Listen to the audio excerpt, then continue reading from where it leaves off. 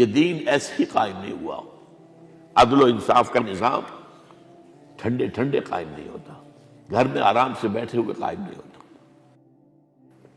3 برس شیب بنی ہاشم کے تو قید ہے، 3 برس، اور یہاں کی قید پر قیاس نہ کرے۔ یہاں تو جیل میں کھانے کو ملتا ہے، راشن ملتا ہے، جیسا بھی ملتا تو ہے نا۔ اور لیڈروں کے لیے تو class A class B class ہے۔ اب تو ان کا تو لیڈر تو لوگ جب آتے ہیں جیل کاٹ کر معلوم ہوتا ہے کہ شاید کسی صحت افزا مقام سے تشریف لا رہے ہیں۔ وہاں کیا تھا؟ ٹوٹل بائیکاٹ، ایک گھاٹی، ادھر پہاڑ ادھر پہاڑ، دونوں طرف جو ہے پہرے، کوئی کھانے پینے کی چیز اندر نہیں جائے گی۔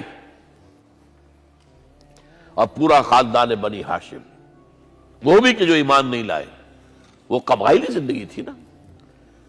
بنو ہاشم چونکہ حضور کو پشت پناہی چھوڑنے کو تیار نہیں ہوئے، ابو طالب نے آخری وقت تک بھی ساتھ نہیں چھوڑا۔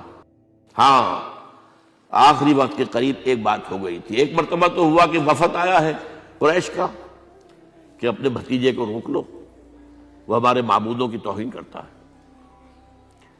ابو طالب نے بلایا، آپ نے فرمایا چچا جان، اب تو چاہیے میرے ایک ہاتھ پر سورج اور دوسرے پر چاند رکھ دے، میں اپنے اس مشن کو چھوڑ نہیں سکتا۔ یہ ہے استقامت۔ اور ابو طالب کے عین انتقال کے وقت جو معاملہ ہوا، جب وفد آیا ہے کہ ٹھیک ہے اب ہمارا جو ہے صبر کا پیمانہ لبریز ہو گیا ہے، اب ٹھیک ہے آ جاؤ میدان میں، تم بھی ساتھ چھوڑنے کو تیار نہیں ہو۔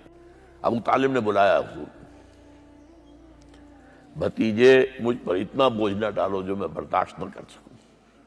حضور کی آنکھوں میں آنسو آ گئے۔ چچا جان اب تو یا یہ بات پوری ہوگی یا میں اپنے آپ کو ختم کر دوں، اسی میں ختم ہو جاؤں۔ بہرحال شیب بنی ہاشم میں 3 برس اس حال میں گزرے ہیں، ٹوٹل بائیکاٹ، کوئی کھانے پینے کی۔ کچھ لوگ تھے شریف النفس، مثلا حکیم بن حزام تھے رضی اللہ تعالیٰ عنہ، بعد میں ایمان لے آئے، حضرت خدیجہ کے وہ رشتہ دار تھے۔ وہ پہاڑ پر چڑھ کر ایک طرف سے رات کی تاریکی میں، دونوں دروازے تو بند ہیں، پہاڑ پر چڑھ کر چوٹی سے نیچے اتر کر کوئی چیزیں کھانے پینے کے دے آئے بس صلی اللہ علیہ وسلم۔ کوئی اور ایک آدھ ہوگا ایسا۔ یہاں تک نوبت آئی ہے کہ بنی ہاشم کے یہ پھول جیسے بچے معصوم بھوک سے بلبلا رہے ہیں، اور اس کے سوا کچھ نہیں ہے کہ سوکھے چمڑے ابال کر اس کا پانی ان کے حلق میں ٹپکا دیا جائے۔